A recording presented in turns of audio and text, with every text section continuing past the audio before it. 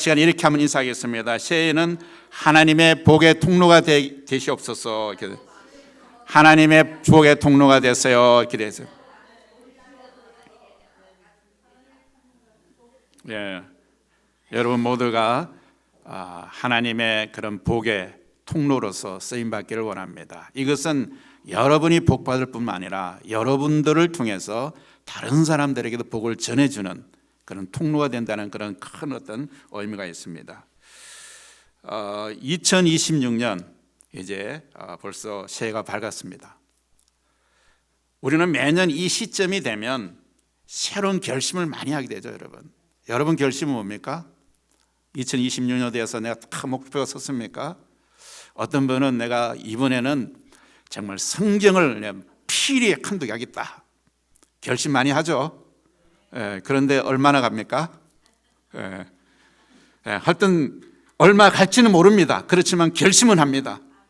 그래서 우리가 이 새로운 결심을 하고 또 계획도 많이 세웁니다. 계획도 많이 세우고 또 새로운 마음으로 한 해 시작하려고 정말 마음을 다 다집니다. 지난날 다라도 다 잊어버리고 내가 새로운 사회에는 내가 이걸 꼭 해야지, 내가 또 새로워져야지, 이렇게 다짐도 하고 여러분 많이 마음에 하는 그런 시간이 바로 오늘 이 시점입니다.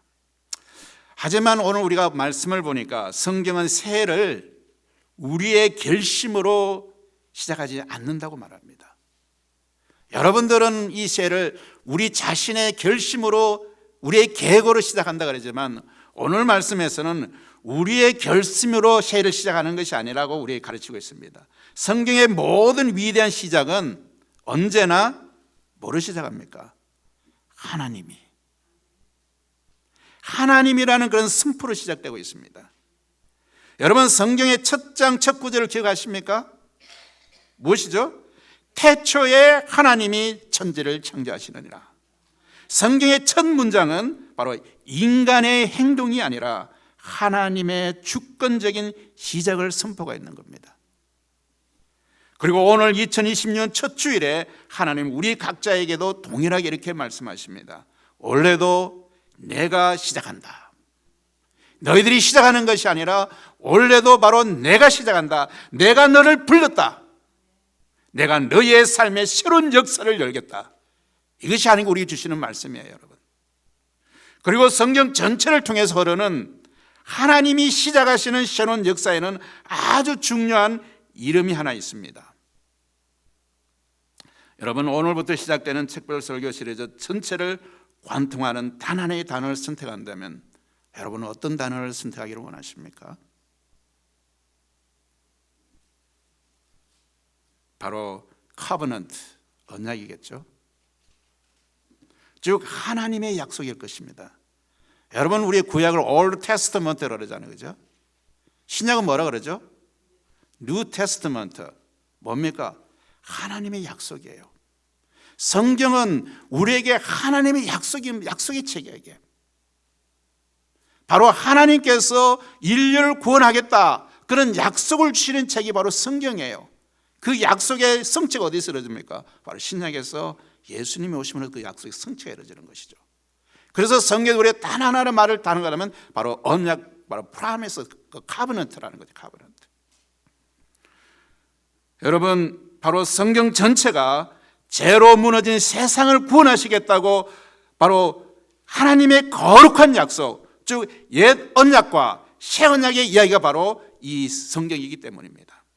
성경 이 위대한 약속이 마침내 예수 그리스도 안에서 어떻게 성취되었는지를 보여주는 하나님의 위대한 구원 드라마가 바로 이 성경입니다.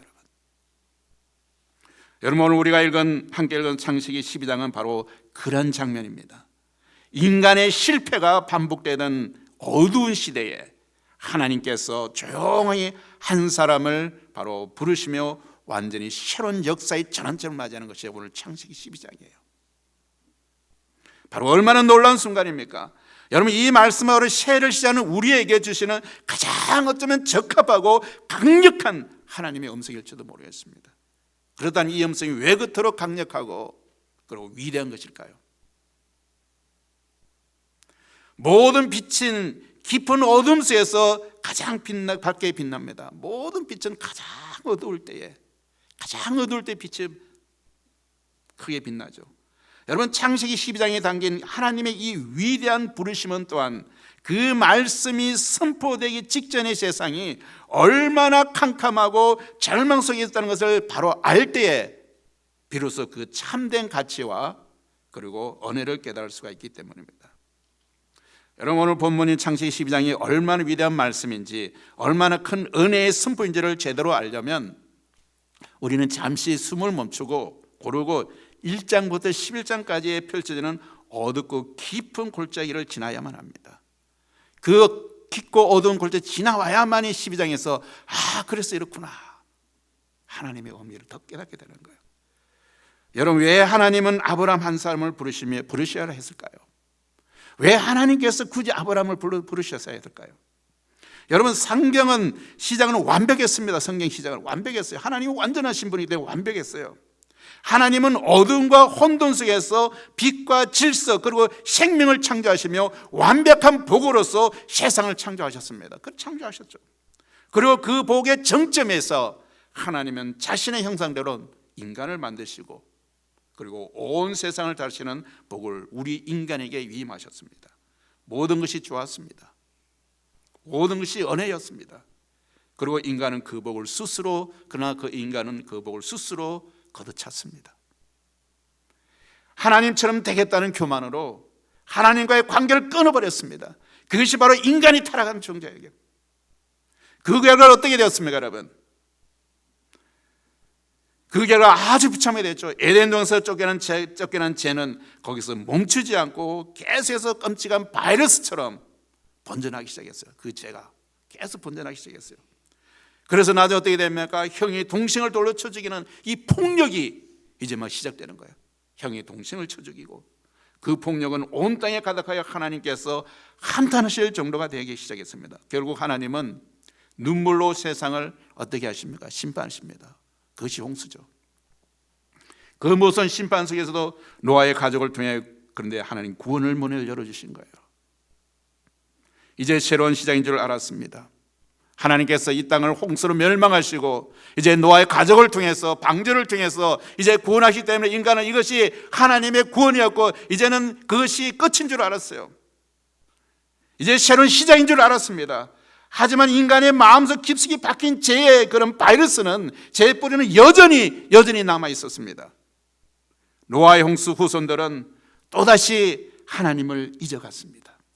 그들은 한 곳에 모여 무엇을 했습니까? 하늘 꼭대기까지 닿는 거대한 탑을 쌓기 시작했습니다. 그들의 외침을 한번 들어보십시오. 창세기 11장에 보면 자, 이제 우리의 이름을 내자. 바벨탑 사건이죠. 하나님 전 되겠다는 거예요. 이것은 창세기 1장에서 11장까지 이어진 인간이 실패의 역사의 절정이었습니다. 인간이 가장 실패한 정점이 어디였습니까? 내가 하나님이 되겠다는 거예요. 인간이 교만해져서 자기를 창조한 하나님처럼 되겠다는 거예요. 그것이 인간 실패의 정점이에요. 정점. 하나님의 이름을 버리고 스스로 흩어짐을 면하고 자신들의 이름을 높이려 했던 교만의 총집합이 이 바벨탑 사건이에요. 그 결과는 어떻게 됐습니까, 여러분? 성경을 보시면 다 아실 겁니다. 소통의 단절. 하나님을 배격하고 우리가 하나 되었을 때에 그리고 우리 소통의 단절과 완전히 흩어짐에 바로 절망의 순간이 온 것입니다. 바로 이 순간입니다, 여러분. 성도 여러분, 바로 이 지점에 주목해야 됩니다. 인간의 모든 계획이 무너지고 모든 희망이 언어의 벽에 박혀 흩어져 버린 바로 그 절망의 자리에서 성경의 카메라는 시끄러운 바벨탑을 지나서 저 메소포타미아의 한 조용한 땅 갈 때 우르에 있는 한 사람을 바로 비추게 됩니다. 누굴까요? 온 세상에 우리의 이름을 내자라고 외칠 때에 하나님은 내가 내 이름을 창대하게 하리라고 말씀하시며 바로 성경의 초점은 바벨탑을 지나서 아브라함에게 초점을 맞추고 있는 거예요. 온 세상이 흩어짐을 두려워하며 탑을 쌓을 때에 하나님은 너는 떠나라. 너를 통해 모든 족속이 복을 받게 하리라고 선포하고 있습니다. 여러분, 창세기 12장 1절에서 3절의 말씀은 이처럼 인간의 완전한 실패와 절망의 배경 속에서 터져나온 하나님의 은혜로운 역전의 선언이자 바로 전원점이었습니다.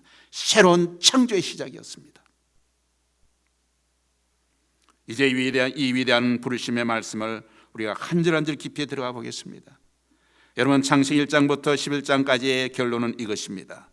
인간은 반복해서 실패하지만 하나님은 그 실패의 역사 속에서도 포기하지 않으시고 반복해서 새로운 시작을 준비하신다는 겁니다.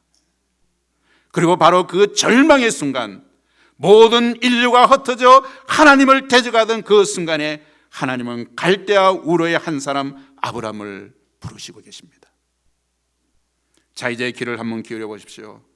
온 세상의 실패와 어둠을 뚫고 새로운 역사를 시작하시는 하나님의 첫 음성이 어떠했는지 오늘 본문 말씀은 통해 우리 함께 들어가 보겠습니다. 하나님께서 이렇게 말씀하십니다. 온 세상의 실패와 어둠을 뚫고 새로운 역사를 시작하시는 하나님의 첫 음성이 바로 이렇게 말하고 있습니다. 여호와께서 아브라함에게 이르시되 너는 너의 고향과 친척과 아비의 집을 떠나 내가 내게 보여줄 땅으로 가라.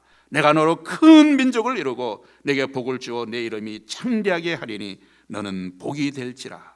너를 축복하는 자에는 내가 복을 내리고 너를 저주하는 자에는 내가 저주하리니 땅의 모든 족속이 너로 말미암아 복을 얻을 것이라. 이 말씀은 우리 새해 첫 주 우리에게 주시는 하나님의 약속입니다, 여러분. 그래서 첫째, 하나님은 새로운 시작을 위해서 우리를 부르시는 거예요. 그리고 이렇게 말합니다. 떠나라.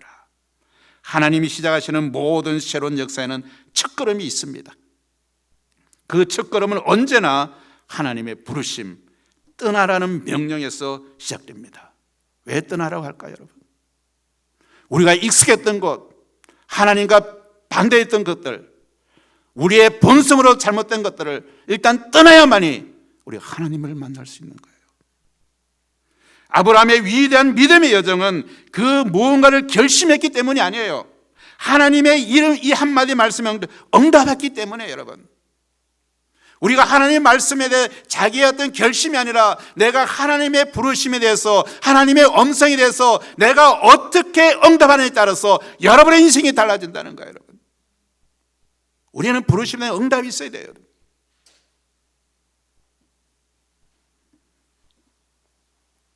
이 떠남의 부르심 속에는 바로 여러분 새해를 시작하는 우리를 향한 세 가지 중요한 영적 원리가 담겨 있습니다. 먼저 이 떠남이 무엇을 먼저 여러분은 알아보셔야 돼요. 이 떠남이 오면은 것을 깊이 살펴보면 이것은 모든 것을 끊어내는 완전한 단절이었습니다, 여러분. 단절. 여러분, 하나님께서 단순히 이사를 가라고 말씀하지 않았어요, 여러분. 그냥 그 지역의 릴로케이션, 그러니까 뭐 지역을 옮기라는 게 아니에요, 여러분. 여러분, 본문을 자세히 한번 살펴보십시오. 하나님은 아브라함이 떠나야 할 대상을 어떻게 말하고 있으면 세 가지로 점점 더 깊어지는 관계로 점점 더 이야기하고 있어요. 처음에 뭐라고 합니까? 너의 고향을 떠나라 그랬어요. 너의 고향을. 너의 고향과 친척과 아비의 집을 떠나라. 처음에는 고향, 친척, 아비의 집. 세대는 나눠집니다. 여러분, 고대 건동사에서 이 세 가지는 한 사람의 존재 자체였습니다, 여러분. 오늘같이 이렇게 지구촌이 되는 곳에서는 뭐 어디를 가도 다 낫겠지만 그 당시에는 어딘지를 알 수 있어요. 자기가 뭐 미지세계. 그냥 갔다가는 그냥 뭐 죽을 수도 있는 거예요. 그 여정 속에서. 여러분, 고향 땅은 그의 안정의 수였습니다. 고향이라는 것은 자기의 삶에서 안정을 희구할 수 있는 그런 거 편안한 곳이었어요. 그러겠어요. 위험이 없는 거예요. 위험도 있겠지만도 뭔가 보호의 대상이 되는 거예요. 근데 낯선 곳에 가면 자기 보호의 대상이 안 되는 거잖아요. 이게. 친척은 어떻습니까, 여러분? 친척. 시족은 그의 사회적 안전망이자 보호막이었습니다. 가족들이 자기를 보호해 주는 거죠. 그리고 아버지의 집은 뭡니까? 그의 정체성이자 미래 모든 상속의 권원이었습니다. 상속의 권원. 여러분, 하나님은 아브라함에게 눈에 보이는 모든 안전과 보호막, 그리고 과거로부터 이어진 자신의 정체성까지도 모두 내려놓으라고 우리에게 명령하고 있습니다. 만약 여러분에게 이 명령을 받았을 때에 여러분들이 내려놔야 될 것은 무엇일까요, 여러분? 내가 붙잡고 있는 것들, 내 이거 아니면 안 돼. 여러분, 밸런스가 바닥 차는 그런 통장을 꽉 붙들고 있습니까? 이거 없으면 그냥 내가 그냥 존재가 무너질 것 같은 그런 것들. 이것은 단순한 지리적 이동이 아니라 과거의 나와 결별하는 영적 단절이었습니다, 여러분. 여러분, 아브라함은 누구의 아들이죠? 이렇게 말하면 갑자기 가슴이 뜨끔하죠. 데라의 아들입니다.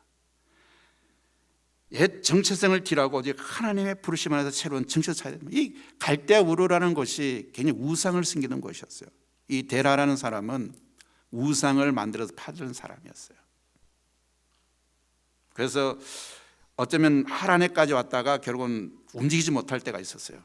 그런데 데라가 끝나고 죽고 나서 아브라함이 다시 떠나게 되는, 이 영접을 받게 되는 거예요. 자기 애습성과 그런 모든 문화 가운데서 하나님을 배격하던 그 모든 것을 끊고 나서 하나님의 새로운 시작의 출발을 주시는 거예요. 여러분, 이 더 나아가서 이러한 완전한 단절은 곧 전적인 신뢰를 요구하는 응답이기도 했습니다. 여러분, 히브리 원문에서 이 명절 레카라카라는 것은 매우 강조된 표현으로서 문자적으로 너를 위하여 너는 가라, 이런 의미를 담고 있어요. 여러분, 이들이 하나님께서 아브라함을 보내지만도 아브라함이 하나님을 위해서 가는 것이 아니라 너는 너를 위해서 가라. 하나님께서 우리의 길을 산하시고 아브라함을 위하시는 거예요. 그곳을 떠나야만이 하나님을 만날 수 있기 때문에 우상이 팽배한 그곳 갈대우르에서 일단은 떠나야 되기 때문에 너의 영적인 것을 위해서도 너는 너를 위해서 가라. 레카. 이것은 하나님께서 아브라함의 존재 자체를 향해 던지는 매우 인격적이고 강력한 그런 부르심이었습니다, 여러분. 아브라함아, 이제 너의 인생의 주도권을 나에게 넘기라는 거예요. 내가 이끄는 길을 가라. 그것이 진짜 너를 위한 길이다. 너는 이제까지 너를 위해서 너가 스스로 결정하고 너가 스스로 노력해서 왔지만도 너가 이 인생을 주도권을 했지만도 이제는 그 주권을 나에게 넘겨라. 이것이 바로 너를 위한 것이다. 이것은 바로 아브라함을 위한 하나님의 매우 인격적인 그런 초청이었습니다. 하나님이 부르셨기 때문에 그는 떠날 수가 있었던 겁니다. 새해는 바로 이렇게 하나님을 신뢰하며 작년의 실패와 익숙함에서 떠나는 그런 시간이 우리 새해 첫 주에서 일어나야 되는 거예요. 어쩌면 우리에게 익숙한 실패와 상처, 불안은 고통스럽지만 동시에 가장 안전한 나의 집이 되어버리실지도 모릅니다. 때는 우리가 참 불편하다고 하면서도 어렵다고 하면서도 그 익숙함에 모여 있어서 그냥 살아가는 거예요. 익숙함에 모여서 떠나지 않으면 여러분 새로운 시작은 결코 없습니다. 여러분, 2026년 새해 하나님은 우리에게 이렇게 말씀하십니다. 우리가 떠나야 할 갈대아 우르는 어디인가? 여러분 묻고 있는 거예요. 여러분의 갈대아 우르는 어디입니까? 두려움이라는 아버지의 집, 미래에 대한 염려와 불안을 붙잡고 있어야만 안심이 되는 그 익숙한 자리에서 우리에게 떠나야 한다는 것이에요. 어쩌면 상처라는 진척의 울타리, 과거의 아픔과 원망에 자신을 가두고 나는 피해자라고 규정하는 그 정체성에서 떠나라는 거예요. 여러분, 오늘 많은 사람이 그래요. 나는 상처받았던 사람들은 다 피해자로 느끼고 있는 거예요. 여러분, 왜 상처받습니까? 여러분,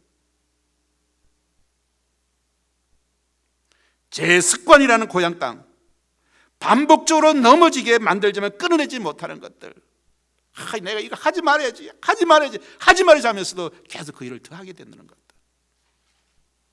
그런 제 습관에 그 죄의 달콤함과 편안함에서 떠나야 되는 겁니다. 여러분, 자기의 중심성이라는 이 견고한 바벨탑을 쌓았던 사람들처럼 어떻게든 내 이름을 내고 내 뜻을 이루려는 그 교만의 중심에서 떠나야 된다는 거예요. 결국 이처럼 과거를 끊어내고 하나님을 신뢰하는 떠남은 하나님께서 준비하신 새로운 것을 붙잡기 위한 어떤 필수적인 그런 과정입니다. 제가 언젠가 서커스에 대한 다큐멘터리를 본 적이 있습니다. 여러분이 서커스 많이 보십니까? 서커스 보면 가장 먼저 이렇게 흥미있게 보여지는 게 뭡니까? 저는 공중근에 타는 것 같아요. 공중근에 보면 아슬아슬하잖아요. 그것도 상대가 이쪽에서 공중 탁 갖고 상대방에 탁 가서 손을 잡고 넘어가는 거 보면 막 몸이 할 때마다 아슬하잖아요. 저 떨어지면 어떡하지? 그런 공중근에 그게. 그런데 이 고개사가 공중근을 타는 고개사 이야기였는데, 이 고개사가 이쪽 근해에서 저쪽 근해로 몸을 날려 옮겨가기 위해서는 반드시 거쳐야 하는 순간이 있습니다. 무슨 순간일까요? 바로 이쪽 근해를 놓는 순간입니다. 공중에서 저쪽에 근해가 막 타고 오고 있어요. 그런데 이쪽 거를 놓지 못하고 이 탁 타면 어떻게 됩니까? 그는 밑에 떨어질 수밖에 없죠. 그 순간적인 부분에서 놓아야 될 걸 분명히 놓아야 되는 거예요. 이렇게 놓지 못하는 사고가 되는 겁니다. 그 공중에 떨어지는 거죠.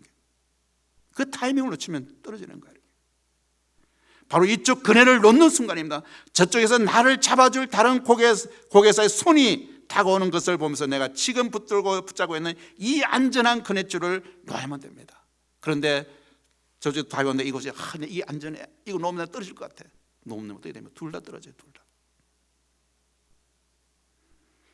만약 이 근해도 붙잡고 저 근해도 붙잡으려 한다면 그는 결국 아무것도 붙잡지 못하고 아래로 떨어지게 될 것입니다.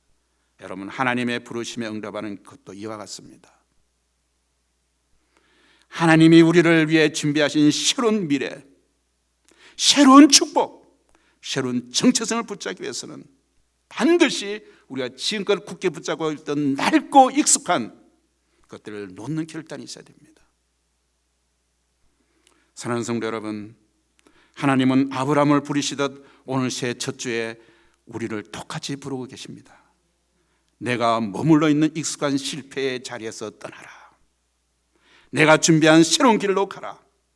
하나님이 우리를 위해 준비하신 새로운 미래, 새로운 축복을 붙잡기 위해서는 반드시 우리가 지금껏 굳게 붙잡고 있던 낡고 익숙한 것을 놓는 믿음이 있어야 되는 거예요. 이것은 믿음이에요. 하나님께 우리에게 요구하시는 것이 바로 이 떠남의 순종이고 믿음입니다. 올 한 해 우리의 익숙한 과거를 떠나라는 이 첫 번째 부르심에 아멘으로 화답하는 것이야말로 하나님이 시작하시는 새를 여는 열쇠인 것을 기억하시기 바랍니다. 그리고 이 순종의 문을 열고 들어갈 때에 비로소 하나님께서 우리에게 두 번째 약속을 우리에게 보여주십니다. 그렇다면 하나님께 보여주신 두 번째 약속은 무엇일까요? 혹시 앞으로 가야 될 땅의 주소와 내비게이션의 길로가 그런 길이 찍힌 선명한 지도 같은 것일까요? 놀랍게도 하나님의 약속은 우리의 기대와는 정반대의 방식으로 주어집니다. 그것은 결과가 아닌 과정을 약속하는 것입니다. 여러분, 결과가 아닌 과정을 약속하신다.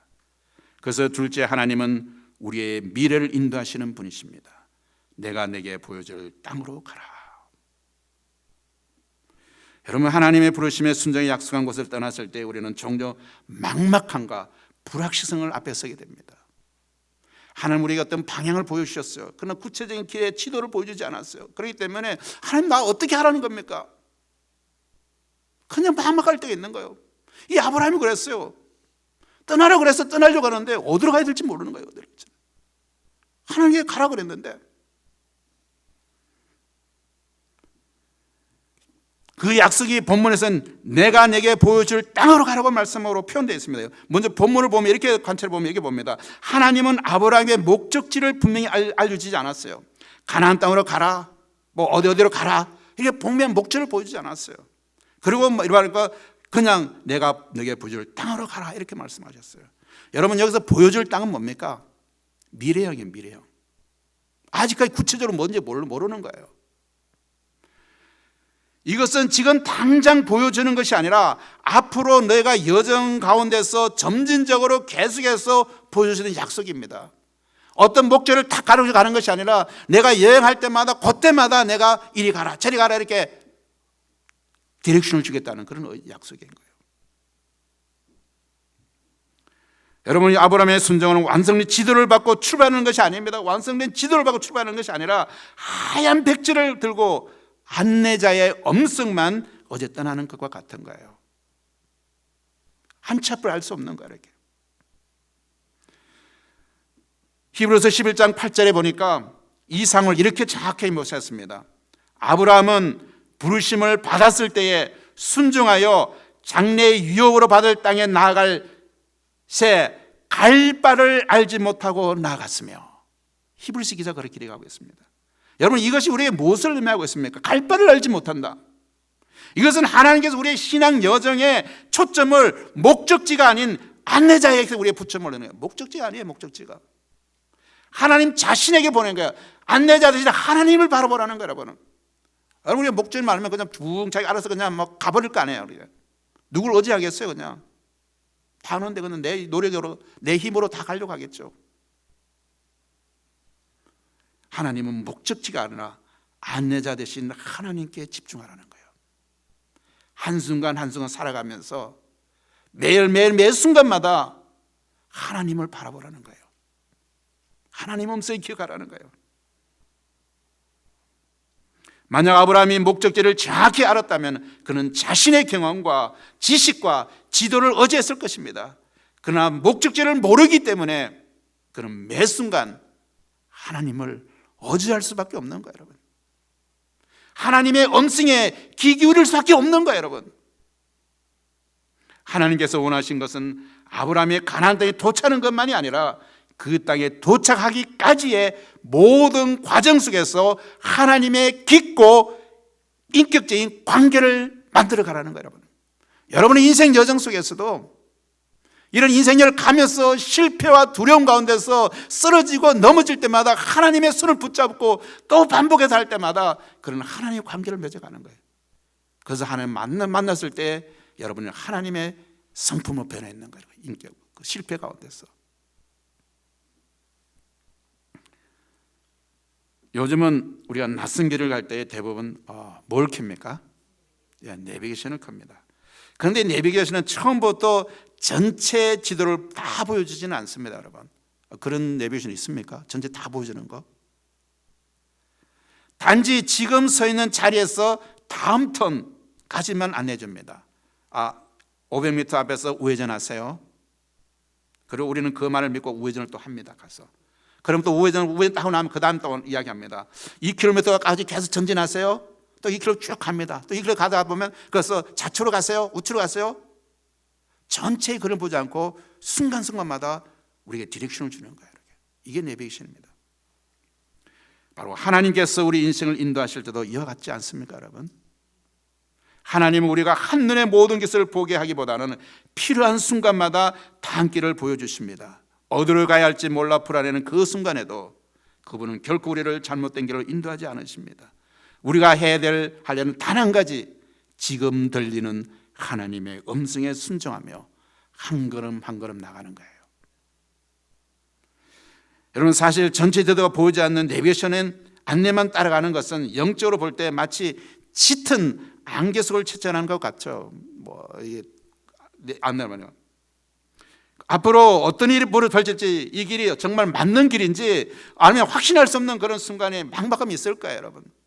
우리가 하나님을 의지하지 못하면, 우리가 내비게이션을 의지하지 못하면 가다가도 이게 내비게이션 잘못되는 그러면 우리 그 길을 가지 못합니다.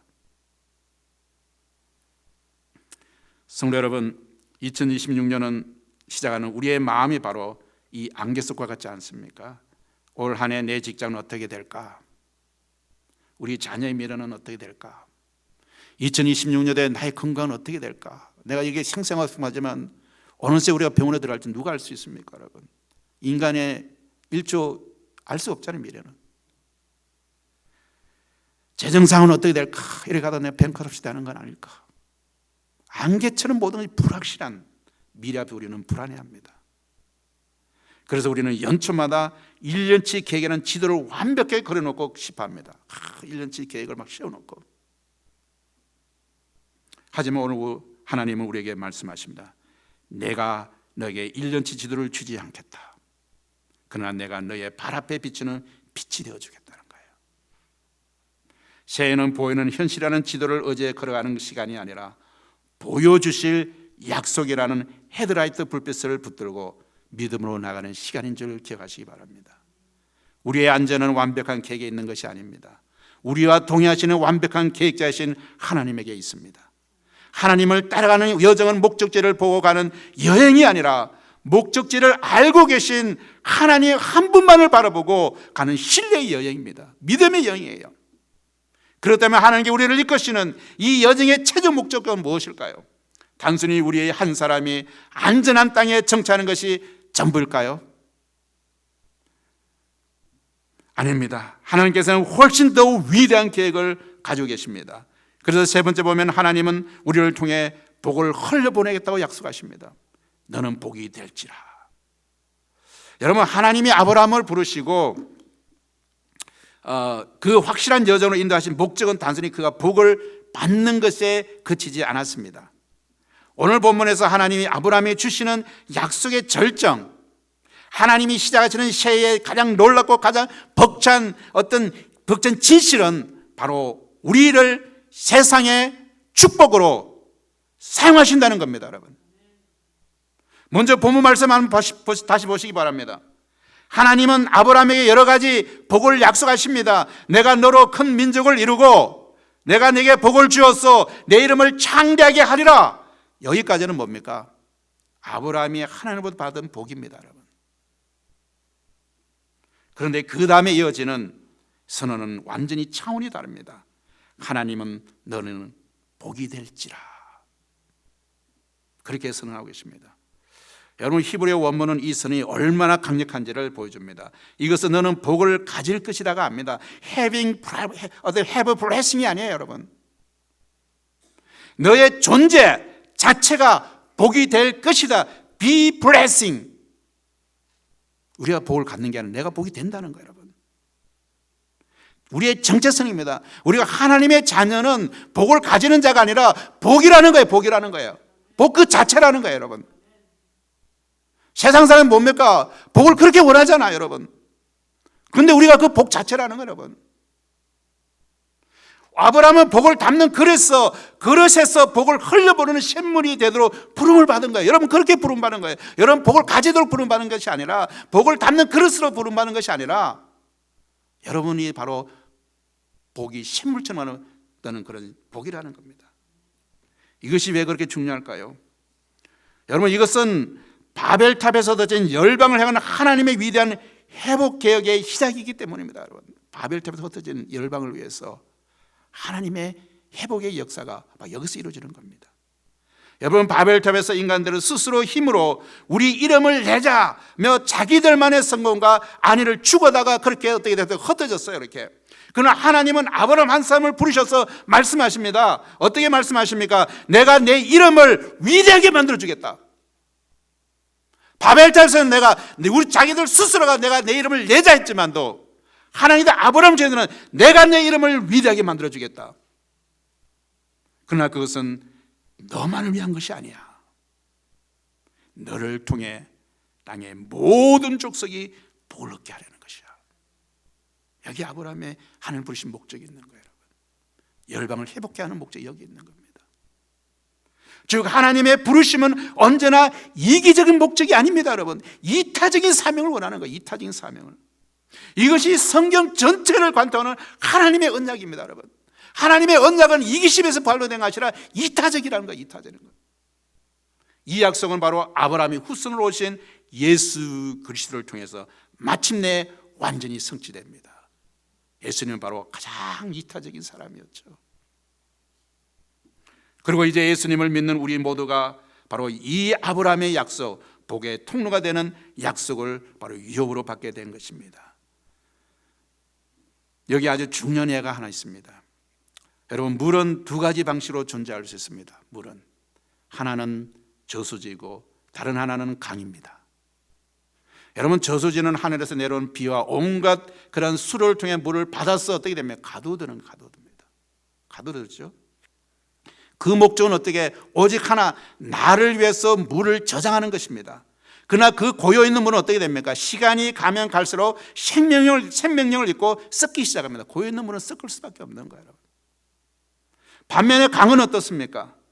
강은 한쪽으로 계속해서 물을 받으면서 동시에 또 다른 한쪽에서 물을 흘려버리는 거예요. 받고 흘려버리고 받고 흘려버리고. 강은 자신을 위해 물을 가둬두지 않습니다. 끊임없이 흐르기 때문에 강물은 언제나 어떻게 보면 신선하고 생명력이 넘칩니다. 그리고 이 강이 흘러가는 모든 땅은 어떻게 됩니까? 강물이 흘러가는 곳마다 땅은 비옥해지고 온갖 생명이 그 주변으로 모여들어 변성이 됩니다. 열매가 풍성해지는 거죠. 사랑하는 성도 여러분, 2026년 새해 하나님은 우리에게 이 시간에 이렇게 물으십니다. 너는 복의 저수지로 살겠느냐, 아니면 복의 강으로 살겠느냐? 우리는 이제까지 하나님께 복을 달라고 저수지처럼 기도해 오지 않았습니까? 하나님, 제게 건강을 주십시오, 물질을 주십시오, 성공을 채워 주십시오. 물론 그것도 우리에게 필요합니다, 여러분. 그러나 하나님의 최종 목적은 우리가 받은 복을 가둬두는 것이 아니에요, 여러분. 그러므로 2020년 새해는 단순히 복을 받는 해가 아니라 우리가 세상에 복이 되는 해, 복의 강으로서 사는 그런 해가 되어야 돼요. 여러분의 가정에서 사랑과 인정을 받는 저수지가 아니라 먼저 용서하고 섬겨주는 복의 강이 되십시오. 여러분의 직장에서 나의 성공과 유의만을 구하는 저수지가 아니라 동료를 격려하고 정직과 성실로 빛을 발하는 복의 강이 되십시오. 우리 교회에서 선포되는 은혜의 말씀을 그냥 소비만 한 저수지가 아니라 새로운 이들을 섬길 뿐 아니라 세상으로 나가서 이웃에게 들은 말씀을 전함으로써 보이지 않는 곳에 섬기는 복의 강이 되십시오. 이처럼 새해의 시작은 더 이상 나의 작은 이야기에 머무는 것이 아닙니다. 온 세상을 구원하신 하나님의 위대한 이야기 속으로 들어가는 거예요, 여러분. 우리 자신을 던져넣는 것입니다, 여러분. 하나님은 오늘 우리 각자에게 인격적으로 물으십니다. 너는 내 구원 이야기 속에서 어떤 역할을 하겠느냐? 하나님의 구속사 속에서, 하나님의 구원의 큰 그림 속에서 여러분은 어떤 역할을 하고 있습니까? 이 하나님의 질문 앞에 우리는 2020년 새해 진짜 출발선에 서게 되는 겁니다. 결국 오늘 설교의 모든 메시지의 한 지점으로, 정점으로 모입니다. 새해는 과연 어떻게 시작되어야 하는가? 바로 이 질문에 대한 우리의 응답으로서 시작됩니다. 하나님이 시작하는 새해는, 아브라함의 새해는 그가 무엇인가를 결심하는 순간이 아니라 하나님이 그를 부르시는 순간에 시작되었습니다. 우리는 2020년 새해도 마찬가지로 우리의 거창한 다짐과 계획이 아니라 하나님의 부르심에 응답하는 바로 그 순간에 진짜 새해가 시작됩니다. 오늘 하나님께서 저와 여러분 각자의 삶의 문을 두드리시며 아브라함에게 주셨던 그 위대한 초청장을 우리에게 건네주고 있는 겁니다. 그것은 익숙하지만 생명이 없는 과거의 집을 떠나는 그런 초대였습니다. 그것은 어디로 갈지 몰라도 나를 신뢰하고 따라오라는 믿음의 여정으로 우리를 초청하고 있는 겁니다.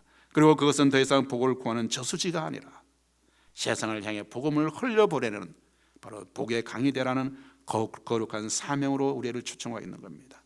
새해는 우리의 결심으로 시작되는 것이 아니라 하나님의 부르심 앞에 예, 주님 제가 여기 있습니다, 저를 사용해 주십시오 라고 응답하는 바로 그 순간에서 오늘 새해는 시작됩니다. 여러분, 2020년은 달력은 아직 텅 비어 있을지도 모릅니다. 2020년에 그냥 하나의 한 가닥 백지로 남아있을 겁니다. 여러분이 채워야 될 그런 인생의 하나님의 스토리가 바로 그 백지 속에 있는 거예요. 그러나 오늘 하나님이 부르심에 믿음으로 응답할 때 창세기 1장에서 혼돈 속에 빛을 창조하셨던 바로 그 하나님께서 친히 여러분의 삶의 그 백지 속에 함께 동행하심을 통해서 여러분의 스토리를 하나님께서 함께 써가실 것입니다. 새로운 창조의 그런 역사를 설해가게 될 것입니다.